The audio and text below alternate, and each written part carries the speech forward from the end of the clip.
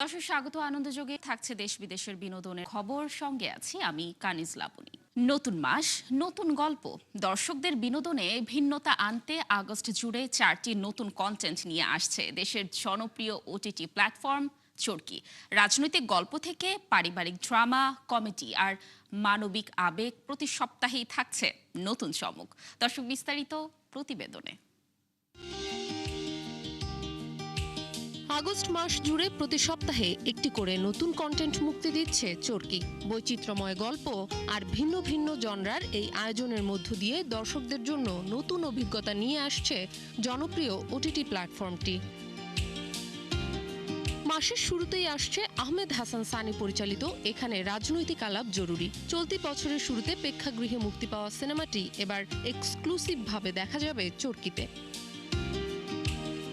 13 August মুক্তি পাবে চরকি original রঙিন সুরমা। একটি মিথ্যা, কিছু চিঠি আর এক দম্পতির ভালোবাসার গল্প নিয়ে নির্মিত এই পারিবারিক নাটকে দীর্ঘদিন পর একসঙ্গে পর্দায় ফিরছেন আফজাল হোসেন ও আফসানা মিমি। 20 আগস্ট আসছে চরকি ফ্ল্যাশ ফিকশন ফাইসা গেছি। মাহমুদুর রহমান হিমি পরিচালিত এই কমেডি কন্টেন্টে অভিনয় করেছেন সাবিলা নূর, দিব্যজ্যোতি, আরফান মৃধা শিবলু ও করবী মিজান। একজন উবার চালকের বিচিত্র অভিজ্ঞতাকে ঘিরেই এগিয়েছে গল্প। মাসের শেষ সপ্তাহে 27 আগস্ট মুক্তি পাবে পেইন্ট অফ ড্রাই লিফ। ভালোবাসা, আশা এবং প্রতিকূলতার মধ্যেও টিকে থাকার গল্প নিয়ে নির্মিত এই ড্রামায় অভিনয় করেছেন ইমতিয়াজ বর্ষণ ও কাজী নওশাবা আহমেদ।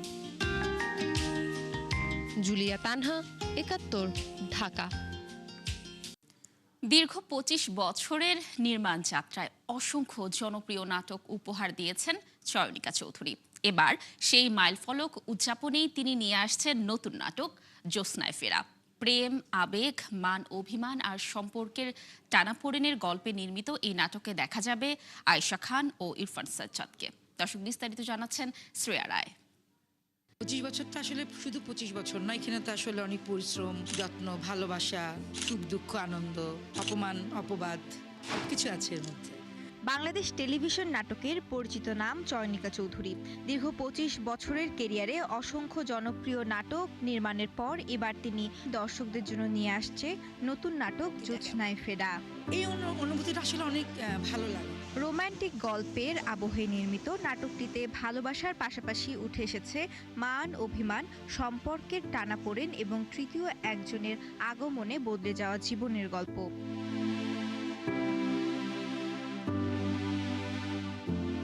নাটকের কেন্দ্রীয় দুই চরিত্রে অভিনয় করেছেন আয়েশা খান ও ইরফান সাজ্জাদ। তাদের রসায়নের মাঝে গল্পে নতুন মোড় এনে দেয় এক রহস্যময় চরিত্র, যা সম্পর্কের সমীকরণকে জটিল করে তোলে। চয়নিকা দিদির সাথে কাজ করতে আমার ভালো লাগার সব থেকে বড় রিজন হচ্ছে উনি সকালবেলা কাজ শুরু করেন। আমি যেহেতু বলি যে আমি একজন থাকে না আর্লি বার্ড, মর্নিং বার্ড, আমি তো আমার জন্য সেজন্য বিছানা ছেড়ে সকাল সকাল ফ্রেশ হয়ে একদম দিনের সমস্ত শতভাগ এনার্জি নিয়ে শুটিং সেটে ঢুকতে যেমন ভীষণ ভালো লাগে, যখনই ওনার শুটিংটা সকাল 9টার সময় শুরু হয়ে যায় তখন আমার এনার্জি আরও দ্বিগুণ কাজ করে। এই একটা অন্যতম প্রধান রিজন দিদির সাথে কাজ করার। দ্বিতীয় একটা রিজন হচ্ছে যে যখন আমি ছোট ছিলাম দর্শক হিসেবে উনি সহ আরও অনেক কাজ আমার ভালো লাগতো। একটা সময় দেখেছিলাম চয়নিকা দিদি অপূর্ব ভাইয়াকে নিয়ে 100তম নাটকের একটা বিশাল একটা প্রোগ্রাম করেছিলেন। হ্যাঁ, তখন আমি চিন্তা করলাম একটা মানুষ একজন আর্টিস্টকে নিয়ে এতগুলো নাটক কীভাবে করে, এবং মানে যেটা হচ্ছে এটা তো অনেক বড় একটা ব্যাপার ছিল। সেই জায়গায় থেকে এখন মানে লাইক 25 বছর একজন নির্মাতার বা একজন শিল্পীর, এটা অনেক বড় একটা ব্যাপার। 25 বছর ইজ নট এ জোক, মানে সিলভার জুবলি। তো সেই জায়গা থেকে শুধু একটা না, ইভেন চয়নিকা দিয়ে 4টা প্রোডাকশন করবেন, তার মধ্যে 3টাতে আমার থাকার সুযোগ আছে। চয়নিকা চৌধুরী নির্মাণে বরাবরই আবেগ, সম্পর্কের সূক্ষ্মতা এবং নান্দনিক উপস্থাপনা বিশেষ গুরুত্ব পায়। নির্মাতার ভাষ্য, দর্শকদের জন্য এবারও থাকছে বিভিন্ন স্বাদের একটি প্রেমের গল্প। আমার কাজটা যদি আমি ঠিকঠাক করি এবং আমার যদি চেষ্টা থাকে, মানে ধৈর্য থাকতে হবে, সেই জিনিসটাই আসলে আমাকে এখানে নিয়ে এসেছে। আর আমি তো আর একা একা এখানে এই পর্যন্ত আসতে পারিনি। এটার সাথে আমার নেপথ্যে যারা আছে, সেটা রাইটার, ডিরেক্টর, আর্টিস্ট, প্রযোজক, প্রত্যেকটা চ্যানেলের যারা মানে প্রোগ্রামের হেড, বিপণন বিভাগ, আমার সমস্ত সাংবাদিক ভাইরা, সমস্ত ডিওপি, মানে সবাই আছে, যারা আমার যারা সহযোদ্ধা, আমার যারা চিফ এডি বা আমার যারা ম্যানেজার, যে আমাকে গাড়ি করে নিয়ে আসে, সেই মানুষটাও কিন্তু এটার সাথে অবশ্যই মানে সম্পৃক্ত। এবং আমি বলতে চাই সবার আগে আসলে ফ্যামিলি। শেষ পর্যন্ত ভালোবাসা কি জ্যোৎস্নার আলোয় আবারও ফিরে আসবে, নাকি তৃতীয় ব্যক্তির উপস্থিতিতে ভেঙে যাবে সব স্বপ্ন? সেই উত্তর মিলবে জ্যোৎস্নায় ফেরা নাটকের মধ্য দিয়ে। শ্রেয়া রায়, ৭১।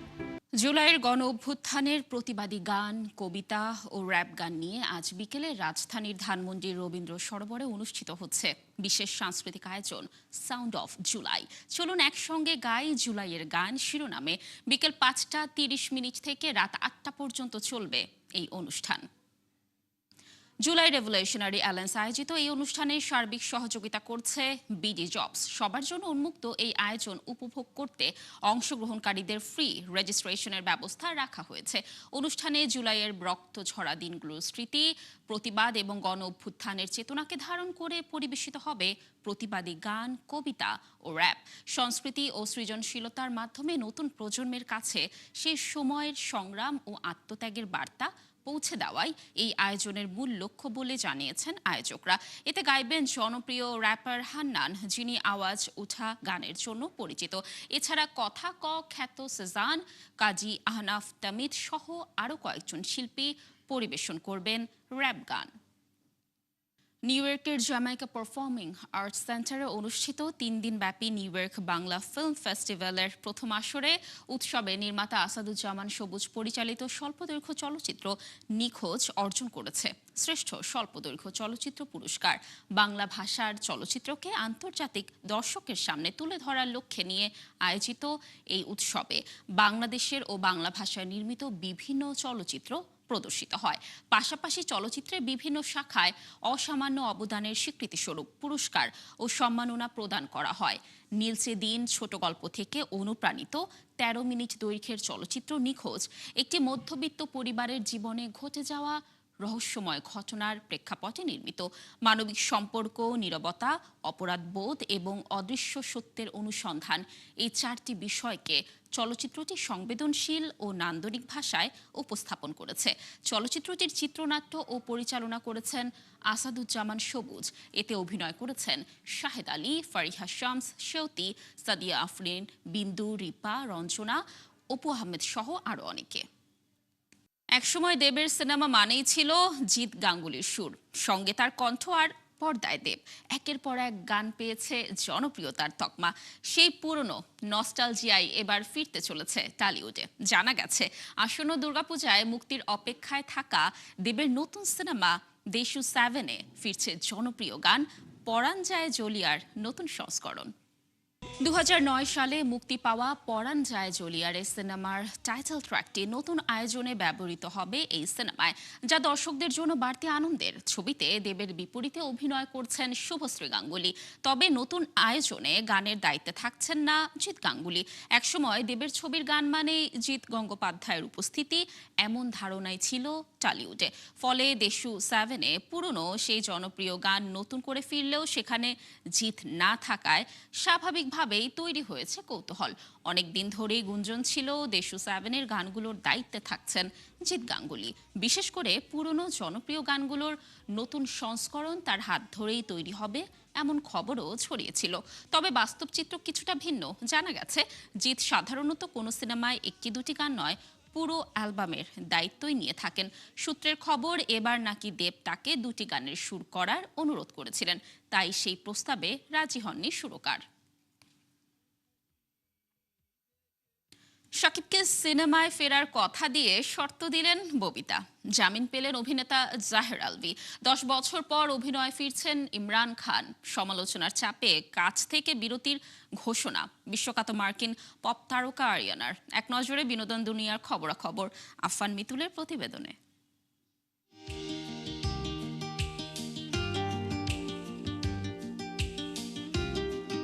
জন্মদিন উপলক্ষে একটি টেলিভিশন অনুষ্ঠানে বিশেষ সাক্ষাৎকারে অংশ নিয়েছিলেন কিংবদন্তি চিত্রনায়িকা ববিতা। অনুষ্ঠানে যুক্তরাষ্ট্র থেকে ভার্চুয়ালি যুক্ত হন ঢাকাই সিনেমার মেগাস্টার শাকিব খান। এ সময় দুই তারকার মধ্যে আন্তরিক কথোপকথনের এক পর্যায়ে ববিতাকে ফের সিনেমায় ফেরার অনুরোধ জানান শাকিব খান। সেই অনুরোধে সাড়া দিয়ে কাজ করার আশ্বাস দেন ববিতা। অনুষ্ঠানে শাকিব খানের পেশাদারিত্ব, কাজের প্রতি নিষ্ঠা এবং সাম্প্রতিক কাজেরও প্রশংসা করেন ববিতা। ঢাকাই চলচ্চিত্রে ববিতা ও শাকিব খান একসঙ্গে বেশ কয়েকটি ব্যবসা সফল সিনেমায় অভিনয় করেছেন। তাদের অভিনীত মা আমার স্বর্গ, খোদার পরে মা এবং মায়ের জিহাদ ছবিগুলো দর্শক মহলে জনপ্রিয়তা পেয়েছিল। স্ত্রী ইকরাকে আত্মহত্যায় প্ররোচনার মামলায় জামিন পেয়েছেন ছোট পর্দার অভিনেতা জাহের আলভী। বিচারপতি কে এম জাহিদ সারোয়ার ও বিচারপতি শেখ আবু তাহেরের সমন্বয়ে গঠিত হাইকোর্ট বেঞ্চ গেল রবিবার এ রায় দেন। গেল ২৮ ফেব্রুয়ারি রাজধানীর মিরপুর এলাকার বাসা থেকে ইকরার লাশ উদ্ধার করা হয়। স্ত্রীকে আত্মহত্যায় প্ররোচনার অভিযোগে করা মামলায় গেল ১৮ জুন ঢাকার মেট্রোপলিটন ম্যাজিস্ট্রেট আদালতে আত্মসমর্পণ করেন আলভী। সেদিন আদালত জামিন আবেদন নামঞ্জুর করে তাকে কারাগারে পাঠানোর আদেশ দেন।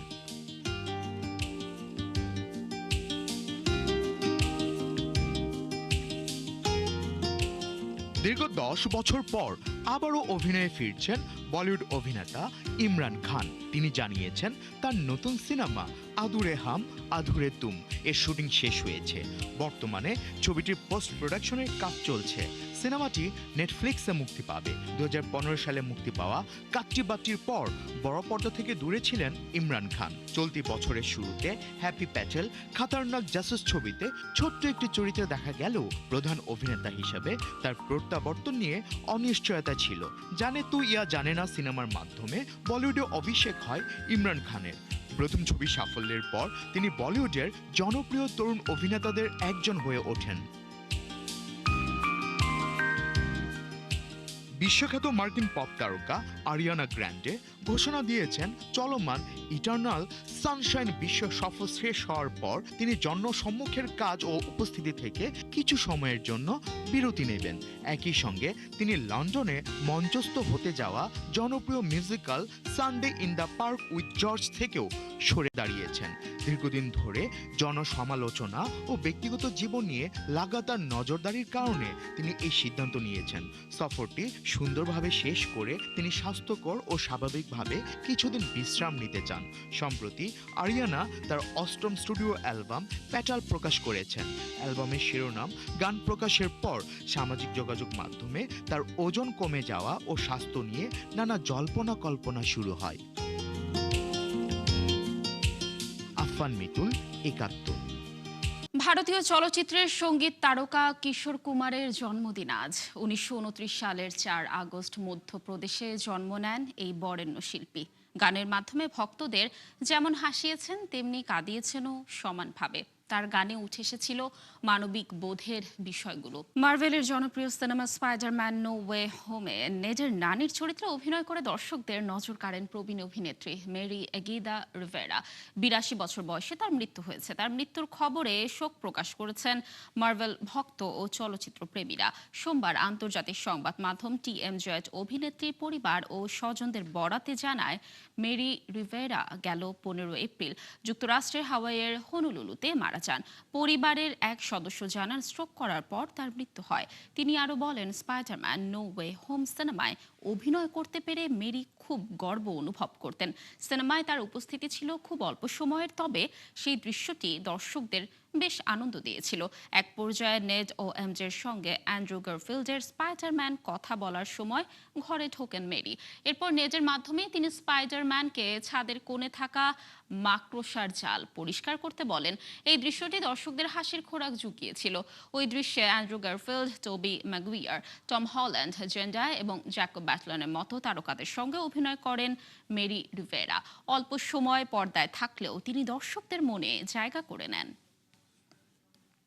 মুক্তির প্রথম দিনেই বক্স অফিসে রীতিমতো ঝড় তুলেছে স্পাইডারম্যান ব্র্যান্ড নিউ ডে। প্রথম দিনেই আয় করেছে হলিউডের ইতিহাসের অন্যতম বড় রেকর্ড। শুধু তাই নয়, উদ্বোধনী সপ্তাহান্তেও নতুন ইতিহাস গড়ার সম্ভাবনা দেখছেন বিশ্লেষকরা।